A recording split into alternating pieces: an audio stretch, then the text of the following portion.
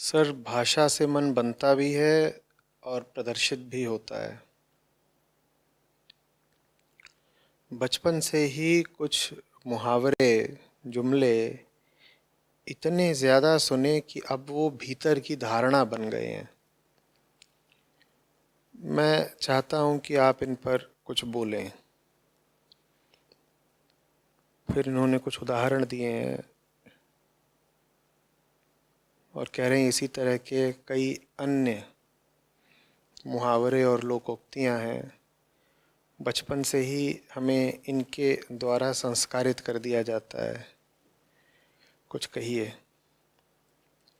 तो इन्होंने फिर उनके उदाहरण दिए हैं। पहला, आइए अपना ही घर समझिए। दूसरा, बी पॉजिटिव। तीसरा, भगवान पे भरोसा रखो। चौथा, दुनिया ऐसे ही चलती है। फिर सीखो डूब के। फिर ऊपर वाला जो करता है सही ही करता है। जान तो तुम खुद ही रहे हो कि ये सब बातें कैसी हैं। मेरे मुंह से लेकिन सुनना चाहते हो।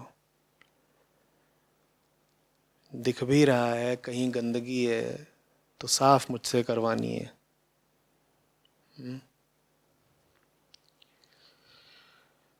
चलो भाई, झाड़ू लगाते हैं। आइए अपना ही घर समझिए।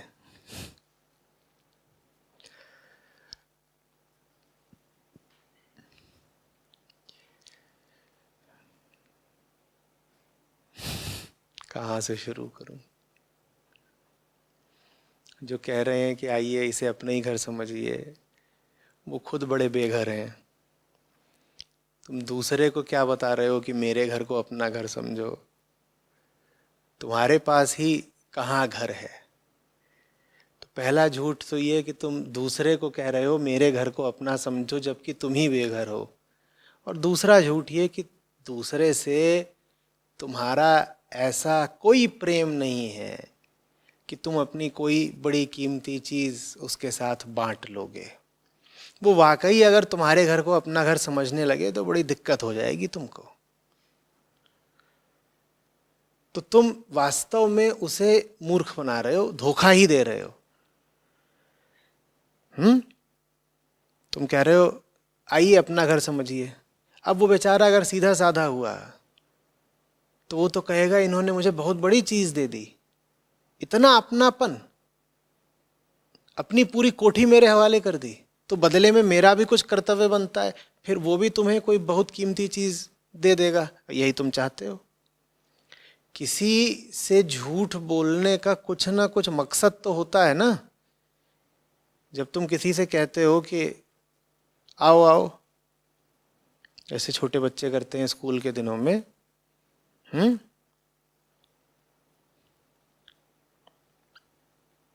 मेरी माता जी को बड़ा शौक था,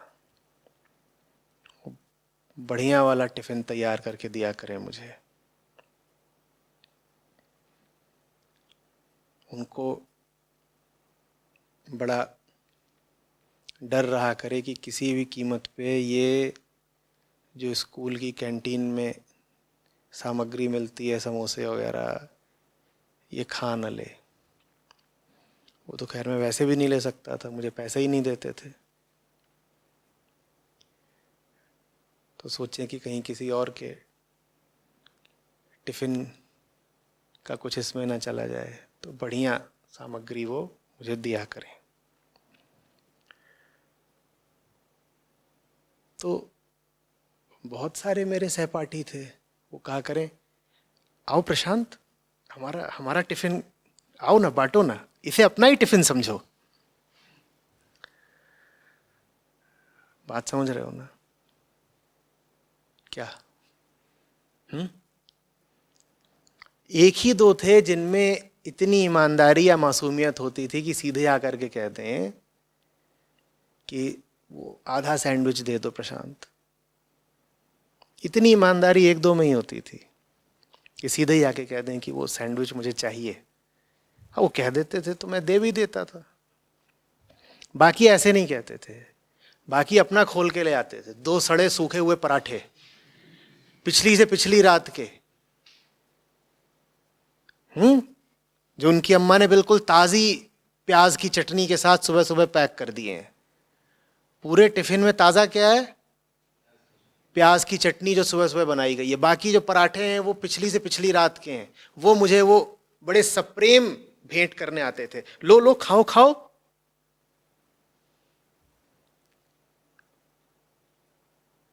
अरे सीधे कह दो तुम्हें मेरा चाहिए ना, ये क्यों कह रहे हो मेरे टिफिन को अपना ही टिफिन समझो? वैसे ये आइए मेरे घर को अपना ही घर समझिए। तुम्हारा घर उसका घर हो गया तो उसका धन तुम्हारा धन हो गया। और बात और दूर तक भी जा सकती है, कल्पना उड़ा लो।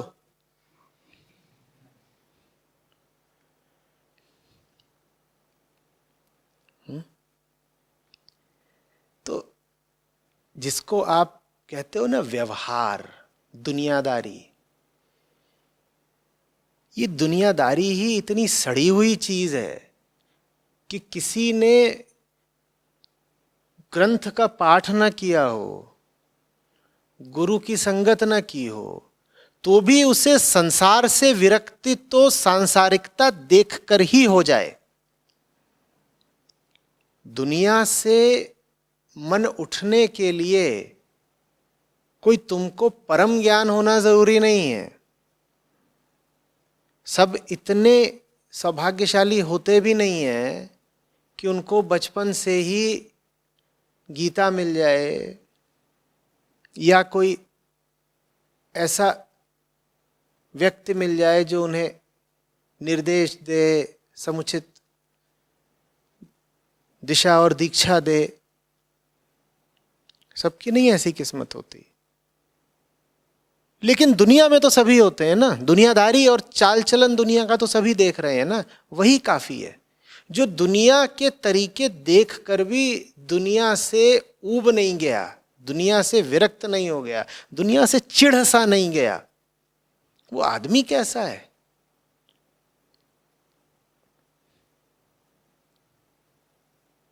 आदमी कैसा है?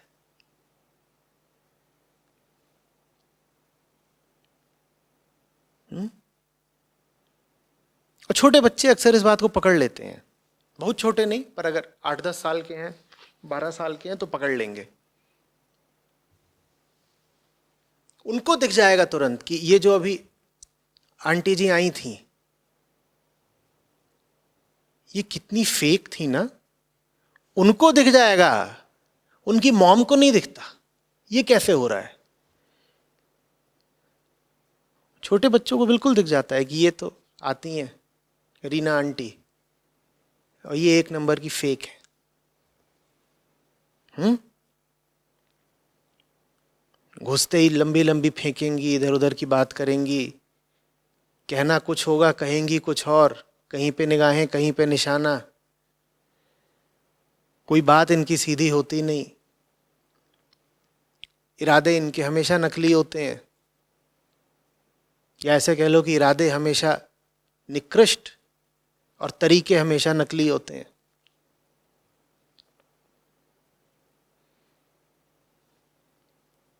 ये देखकर एक 12-14 साल का बच्चा या बच्ची भी दुनिया से जरा बैरागी हो जाए, कि यही अगर दुनियादारी है तो छोड़ो फिर।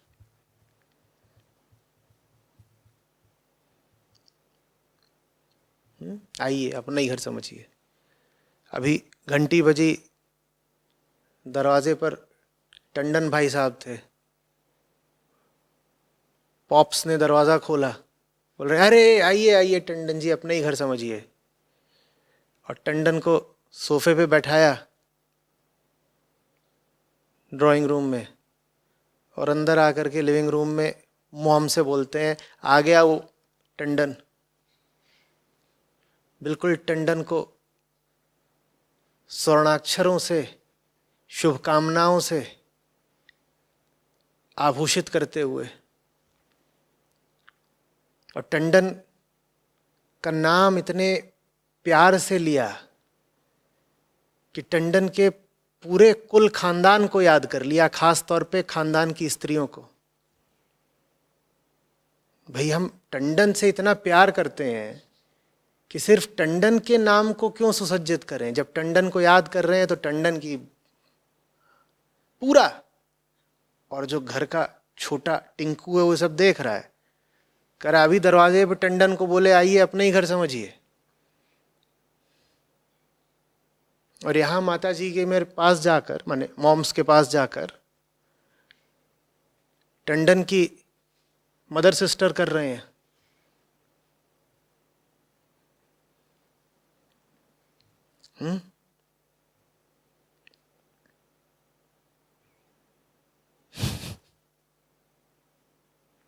मैं क्या बोलूं, तुमने इतनी लंबी सूची दे दी है, कुछ अच्छा बुलवाओ यार। क्यों मेरा भी मन दूषित और मुंह गंदा करते हो। Be positive so that you can suck a little more from this world, right? Be positive. क्या बी पॉजिटिव माने रिमेन होपफुल, उम्मीदें बुलंद रखो। उम्मीद है किस बात की? तुम्हें सच्चाई की उम्मीद है, तुम्हें मुक्ति की उम्मीद है, तुम्हें सच्चे प्यार की उम्मीद है, तुम्हें उम्मीद है कि कोई तुम्हें तुम्हारे झूठे सपनों से झंझोड़ के जगा देगा। ये हैं तुम्हारी उम्मीदें। पॉजिटिविटी का मतलब यही होता है ना कि दिल मत छोटा करो, हार मत मानो, निराश मत हो जाओ। तुम्हारे साथ अभी वो घटना घटेगी जिसका तुम्हें इंतजार है। बालक, तेरी मनोकामनाएं पूरी होंगी। यही है ना बी पॉजिटिव का मतलब। इसमें ये तो कभी पूछा ही नहीं जाता कि तेरी मनोकामना है कौन सी बालक। ये बात बहुत गुप्त दबा के रखी जाती है, क्योंकि बालक की मनोकामना अगर शब्दों में प्रकट हो गई तो बड़ी गड़बड़ हो जाएगी। कि बालक की मनोकामना तो ये है कि पूरी दुनिया को वो भोग डाले, जो हो नहीं सकता। इसीलिए बार बार बालक को फिर नीचे से गैस मारनी पड़ती है बी पॉजिटिव। अगर पूरी दुनिया को इतना ज्यादा इस पॉजिटिव विटामिन की जरूरत पड़ती है, इतना पंप लगाना पड़ता है, तो इसका मतलब यही है ना कि तुम जो चाह रहे हो वो हो रहा नहीं होता है। तभी बार बार फिर आकर के तुम्हारा उत्साहवर्धन करना पड़ता है। तुमसे कहा जाता है कि नहीं नहीं, हार मत मानिए, मैदान मत छोड़िए। वजह तो समझो ना, तुम जो चाह रहे हो वो चीज ही ऐसी है कि पूरी हो नहीं सकती। और पूरी हो रही हो अगर, तो भगवान न करे कि पूरी हो। तुम जो मांग रहे हो अगर वो हो गया तो तुम्हारा ही नहीं, पूरी दुनिया का अनिष्ट है।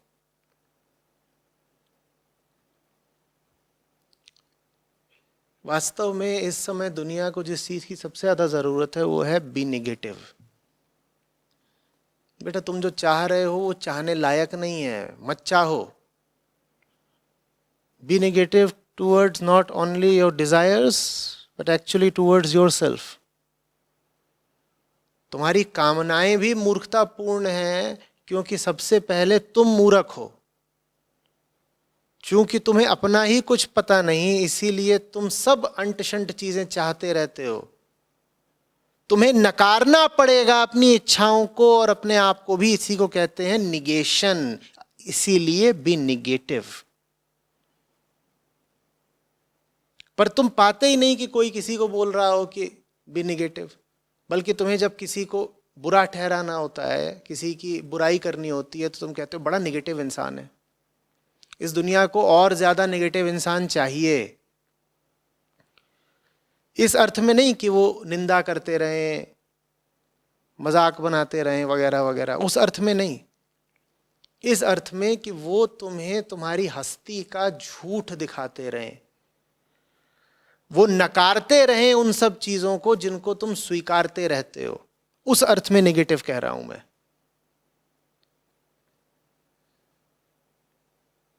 बात समझ रहे हो?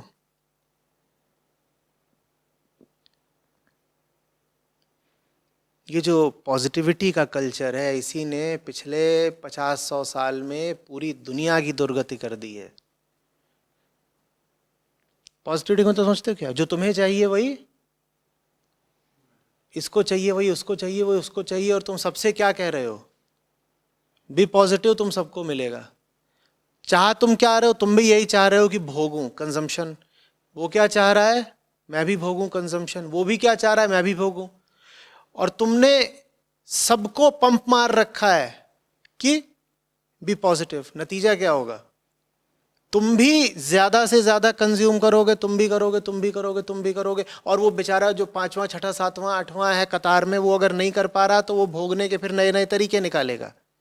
यही कर करके तो तुमने पृथ्वी को कहीं का नहीं छोड़ा ना। कहां गए सारे जंगल? वो बी पॉजिटिव की भेंट चढ़ गए। कहां गई वो लाखों प्रजातियां पौधों की, पक्षियों की, पशुओं की, कीट पतंगों की, जो विलुप्त हो गई और जो रोज विलुप्त हो रही हैं दर्जनों में, सैकड़ों में? कहां गई वो हमारी पॉजिटिविटी की आग में स्वाहा हो गई। अभी समझो तो कि पॉजिटिविटी का और कंजम्पशन का कितना गहरा अनन्य संबंध है। ये एक ही शब्द है, सकारात्मकता और भोगवादिता, ये बिल्कुल एक हैं। गौर से देखना, जिस भी को भी तुम कहोगे बड़ा पॉजिटिव आदमी है, वो किस बारे में पॉजिटिव है, कभी ये तो पूछ लिया करो। किस चीज को लेकर उसने मंसूबे बांध रखे हैं? क्या पाने की उम्मीद में वो पॉजिटिव बना ही हुआ है? कहते तो हो तुम कि देखो ये कभी अपना हौसला नहीं छोड़ता, इसके इरादे कभी नहीं टूटते, पर इरादे हैं क्या? बड़े कुत्सित इरादे हैं। गौर से उन इरादों की तो जांच पड़ताल करो। पर माहौल कुछ ऐसा बन गया है कि नहीं साहब।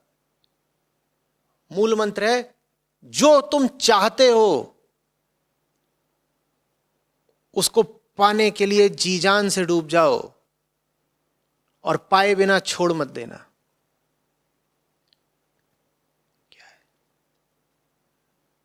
उपनिषदों का बड़ा सुंदर मंत्र है, जिसको बाद में स्वामी विवेकानंद ने अपने शब्दों में भी कहा है, तो औपनिषदिक, लेकिन उसको ज्यादा प्रसिद्धि विवेकानंद द्वारा उच्चारित होने के बाद मिली। मंत्र कहता है, उठो, जागो, और जब तक लक्ष्य की प्राप्ति ना हो जाए रुको मत।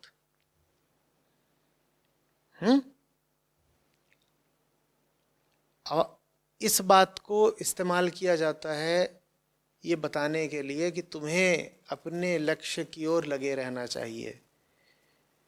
ये झूठे लोग इस बात को पूरी तरह छुपा जाते हैं कि जब उपनिषद ये श्लोक दे रहे हैं तो उनका तात्पर्य है कि एक ही लक्ष्य होता है, सत्य और आत्मा। विवेकानंद भी जब कह रहे थे कि stop not till the goal is achieved, तो किस गोल की बात कर रहे हैं? It's a goal with a capital G. वो बहुत बड़े लक्ष्य की बात कर रहे हैं, तुम्हारे लक्ष्य की बात थोड़ी कर रहे हैं कि पीछे के मोहल्ले की रिंकी छेड़नी है। उठो उठो उठो अलार्म लगा के 5 बजे टहलने निकलती है, arise awake and stop not till the goal is achieved.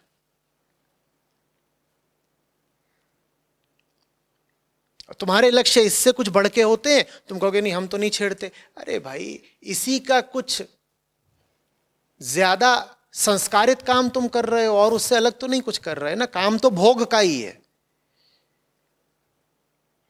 वो जो 16-18 साल का लौंडा रिंकी छेड़ने जाता है, उसके 46 साल के बापूजी हैं, वो कंपनी में जाकर के किसी तरीके से अपनी तनख्वाह और मुनाफा बढ़ाने की कोशिश कर रहे हैं।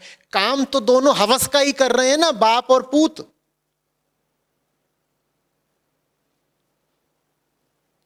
पूत को हवस है रिंकी की, और बाप को हवस है पैसे की, और दोनों ने ही पॉजिटिविटी का मंत्रा पकड़ रखा है।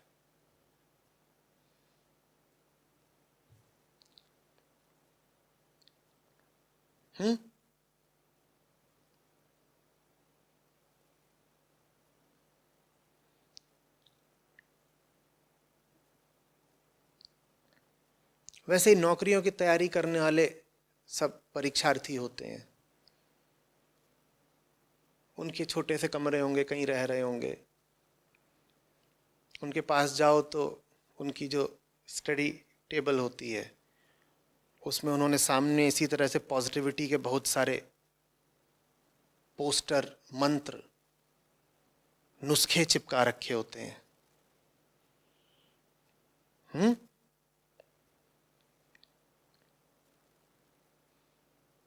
विवेकानंद को भी चिपका रखा होता है।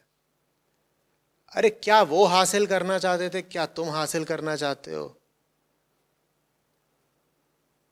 वो चाहते थे कि देश में परिवर्तन आए, इसलिए उन्होंने घर छोड़ा,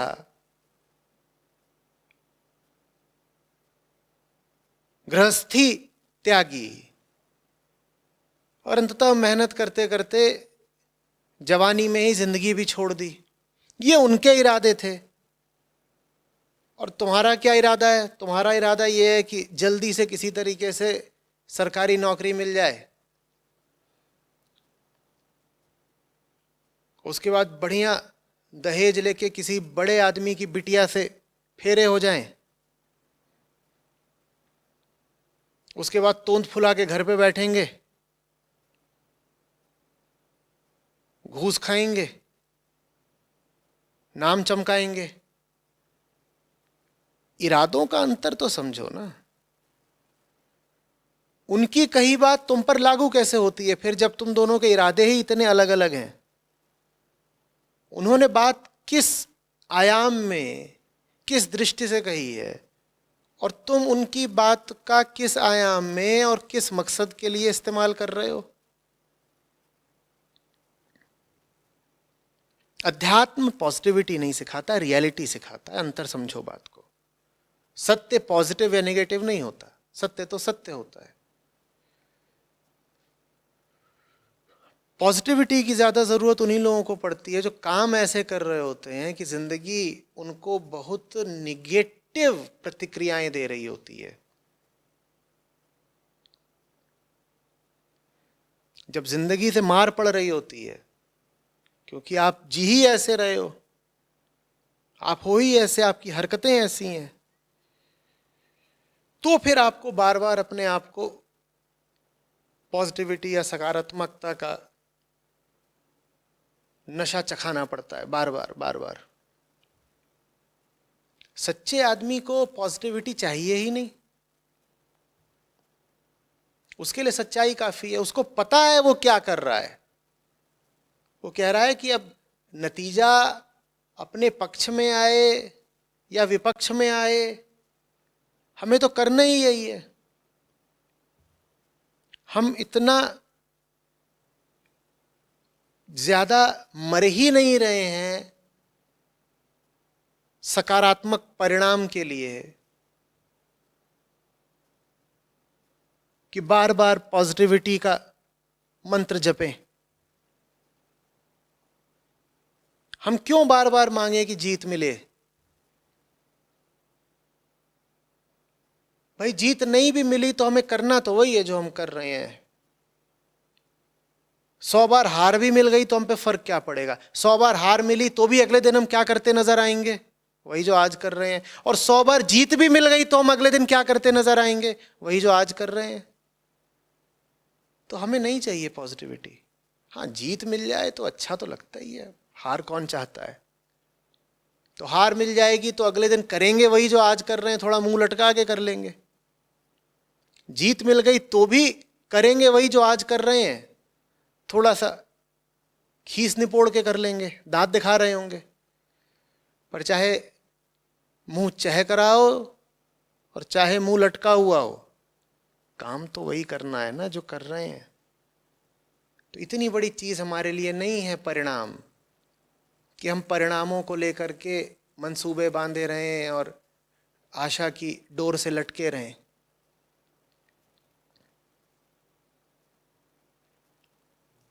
सारी पॉजिटिविटी रिजल्ट सेंट्रिक ही होती है ना, इसलिए कह रहा हूं। इसको तुम सकारात्मकता कहते हो, यही कहती है ना कि बेटा लगे रहो, एक ना एक दिन परिणाम तुम्हारी इच्छा के मुताबिक आएगा, यही कहती है ना। जो आदमी जिंदगी में सही जी रहा है वो परिणामों पर इतना आश्रित नहीं होता। हाँ, काम कर रहा है वो तो इसीलिए कर रहा है कि अच्छे परिणाम निकलें, अपेक्षित परिणाम निकलें, अपेक्षाएं वो भी रखता है, लेकिन अपेक्षाएं टूट भी गई तो वो नहीं टूट जाता। वो कहेगा ठीक है, उम्मीदें थी, काम करता है आदमी तो उम्मीदें रखता है, उम्मीदें टूटी हैं, हम नहीं टूट गए।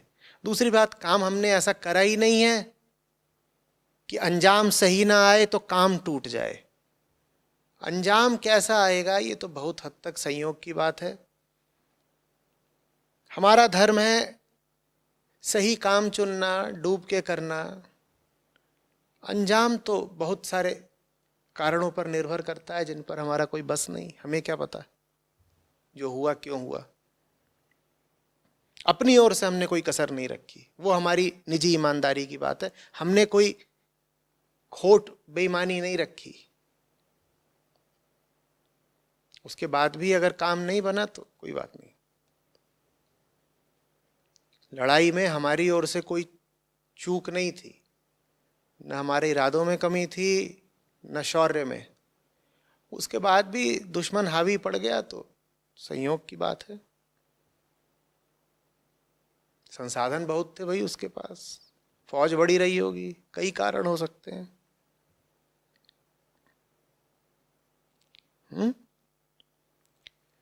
ऐसे ही और सब हैं। ये भगवान पे भरोसा रखो।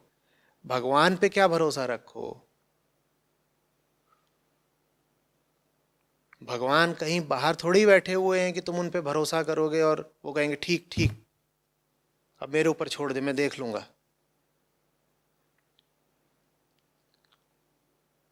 अध्यात्म की, वेदांत की सीख ही यही है कि भगवान कहीं बाहर नहीं है और भगवान ने तुम्हें देने के बाद कुछ बचा के नहीं रखा है। भगवान ने अपने आप को ही नहीं बचा कर रखा तुमको बनाने के बाद। अपने पास वो क्या बचा कर रखेंगे जब उन्होंने स्वयं को ही नहीं बचा कर रखा। तो कहां गए भगवान तुम्हें बनाने के बाद? बहुत मोटे तौर पे बता रहा हूं, अभी मैं उसी मान्यता के मुताबिक कह रहा हूं जिसमें कहा जाता है कि भगवान ने हमें रचा, दुनिया बनाई वगैरह वगैरह। तो उसी मान्यता को आधार बना के समझा रहा हूं। तो भगवान ने तुम्हें बनाया, उसके बाद उन्होंने अपने आप को भी नहीं बचाया। वो बचे ही नहीं, तुम उन पे भरोसा कैसे रखोगे? कोई है ही नहीं जिस पे भरोसा आप तुम रख सको। भगवान कहां गए फिर तुमको बना के? वो तुम्ही में स्थापित हो गए हैं। तुम्हारे भीतर दो हैं, तुम हो और भगवान है। तुम्हारे भीतर तुम हो और भगवान है। तो अब तुम भरोसा किस पे रख रहे हो? तुम्हें अगर भरोसा रखना भी है तो स्वयं पे ही रखना पड़ेगा। दिक्कत बस ये है कि स्वयं नाम के दो हैं, तुम और भगवान। किस पे भरोसा रख रहे हो? ये संपूर्ण अध्यात्म की सीख है, मूल सिद्धांत है। बाहर कोई है ही नहीं जिस पे तुम भरोसा रख सकते हो। सच भी तुम्हारे ही भीतर है और झूठ भी तुम्हारे ही भीतर है।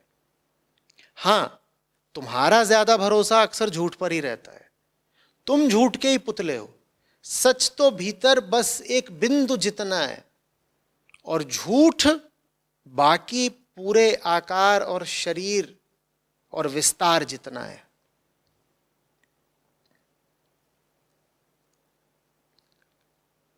विकल्प हमेशा हमारे पास है कि हमें किस पर भरोसा करना है, किससे संचालित होना है, भीतर के भगवान से या अपने पूज्य शैतान से। जानते हो शैतान की निशानी क्या है? वो बाहर के किसी भगवान को पूजता है। वो ये मानेगा ही नहीं कि भगवान अंदर ही है, भीतर ही है, पड़ोस में ही है। वो कहेगा अंदर तो मैं ही मैं हूं। उसको ये बात कहने में विशेष सुख मिलता है, क्योंकि ये बात कहने में उसे सत्ता मिलती है। वो कहता है भीतर तो मैं ही मैं हूं, माने भीतर मेरा राज्य है, एक छत्र। भगवान कहाँ है? आसमान में है, मंदिर में है, कहीं बाहर है, तीर्थ स्थान पे है, हिमालय के ऊपर है, वहां कहीं भगवान होगा। भीतर थोड़े ही भगवान। क्योंकि ये बात बहुत जिम्मेदारी की और बहुत कष्ट की है अगर मान ली जाए कि भगवान भीतर ही है। अब तुम किसी और पे आश्रित नहीं हो सकते। बोध की शक्ति तुम्हें उपलब्ध है ना, वही भगवान है। विवेक की ताकत तुम्हें उपलब्ध है ना, वही भगवान है। और भगवान अगर भीतर नहीं है तो फिर कहीं नहीं है। जिसको भीतर नहीं भगवान समझ में आते, वो इधर उधर ढूंढता रहे, उसे कुछ नहीं मिलेगा। ये काम शैतान का है, भगवान को बाहर ढूंढना।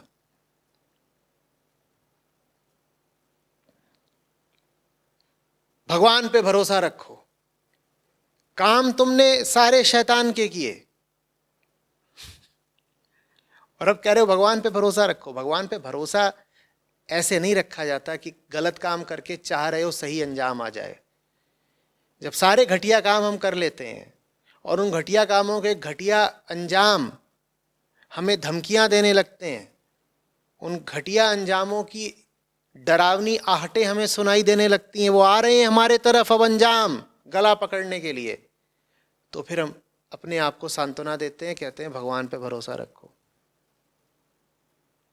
भगवान इसलिए नहीं है कि तुम्हारे घटिया कामों के भी वो तुम्हें सही अंजाम दे देंगे, कुछ माफ़ी वगैरह दे देंगे, तुम्हारे साथ किसी तरह की थोड़ी रियायत कर देंगे। भगवान इसलिए नहीं है। भगवान पे भरोसा रखो का मतलब है अपनी कमान भगवान के हाथों दो। ये नहीं कि कमान दे रखी है शैतान के हाथ और परिणाम मांग रहे हैं भगवान से, जो कि ज्यादातर लोगों का करना है। मजे लेने हैं जब, तो मालिक कौन है? शैतान। शैतान माने अहम, शैतान माने भीतर जो माया बैठी हुई है, अहंकार, उसी को शैतान कहते हैं। तो मजे लेने के लिए राजा कौन है अपना, दोस्त कौन है अपना? शैतान। और मजे लेने के जब दुष्परिणाम आने लगे तो क्या बोलो? डरो नहीं इतना, घबराओ नहीं इतना, भगवान है ना, भगवान रक्षा करेगा। भगवान कहीं नहीं रक्षा उच्छा करते। उन्होंने तो तुम्हारे हाथ में आज़ादी दे दी है, विकल्प दे दिया है कि भाई तुम्हें मैं पसंद हूं मेरे पास आ जाओ, और तुम्हें मैं नहीं पसंद हूं तो। 18वां अध्याय है गीता का, 63वां श्लोक। पूरा गीता ज्ञान दे चुके अर्जुन को कृष्ण। उसके बाद जानते हो अंत में क्या बोलते हैं? यथा इच्छसि तथा कुरु। अब मुझे जो तुम्हें बताना था अर्जुन मैंने सब बता दिया, अब जैसी इच्छा हो बेटा वैसा करो। ये है निशानी भगवान की। सब बताने के बाद कह देते हैं यथा इच्छसि तथा कुरु। जबरदस्ती थोड़ी ही करेंगे। तुम्हें चुनना है, शैतान के पास जाना है या भगवान के पास जाना है। इतना बताए देते हैं। भगवान बाहर नहीं है, यहां तक कि शैतान भी बाहर नहीं है, हैं दोनों भीतर ही। तुम्हें चुनना है कि तुम क्या बन के जीना चाहते हो। तुम्हें चुनना है कि तुम्हारा हित किधर है।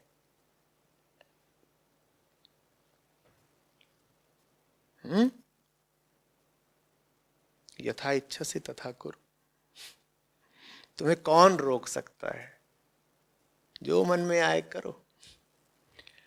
हाँ, जब भुगतना तो ये मत कहना कि ये तो भगवान की मर्जी थी। भगवान की नहीं मर्जी थी, ये तुम और तुम्हारे भीतरी शैतान की मर्जी थी। भगवान पे आरोप मत डाल दिया करो। एक से एक घटिया काम करते हैं लोग, और जब पिटते हैं तो मैंने किसी को कहते नहीं सुना आज तक, हे शैतान तूने ये क्या किया। कभी सुना किसी को करते हुए? और मिल तुम्हें तुम्हारे कर्मों का ही फल रहा है, लेकिन कभी सुना है कि कोई चीख पड़ा हो, हे शैतान तूने ये क्या किया? लोग क्या चिल्लाते हैं? हे भगवान तूने ये किया। भगवान कह रहे हैं डिड आई? मैंने कब किया?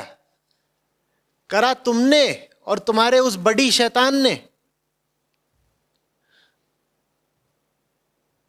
और जब हो गया तो बोल रहे हो हे भगवान तूने ये क्या किया? मुझे तुम कुछ करने दे कहां रहे हो? क्योंकि मैं तो बेटा तुम्हारी इजाजत का भूखा हूं।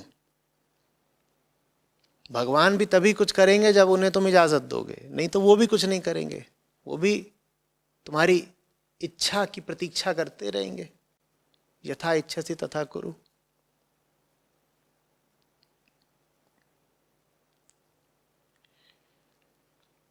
तो मुहावरा थोड़ा बदल लो। अब तुम्हारे साथ जो भी हुआ करे तुरंत चिल्लाया करो हे शैतान तूने ये क्या किया। इसी तरीके से जितने भी उपद्रव देखो जिंदगी में, तो ये ना कहा करो जल्दी से हे भगवान। अपने आप को संस्कारित करो बोलने के लिए हे शैतान। तुम भगवान के साथ चल रहे होते तो तुम्हें वो झटके लगते ही क्यों जिन पे तुम्हें बोलना पड़ता है हे भगवान? झटके लग रहे हैं इसका मतलब तुम भगवान पे चल ही नहीं रहे, चल ही शैतान पे रहे हो। तो जो तुम्हारा असली आका है उसी का नाम लिया करो, थोड़ी ईमानदारी की बात होगी।